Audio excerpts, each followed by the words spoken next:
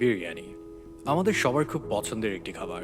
ছোটবেলায় যখনই কারো বাসায় দাওয়াত হতো তখন বিরিয়ানির কথা শুনলেই মনটা ভালো হয়ে যেত। এখন দেশ থেকে অনেক দূরে, তাই দাওয়াতও খাওয়া হয় না আর বিরিয়ানিও বানানো হয় না। চিন্তা করলাম কেন না একটা সহজ রেসিপি ফলো করি আর নিমিষেই বানিয়ে ফেলি এই বিরিয়ানি বাসায় বসে।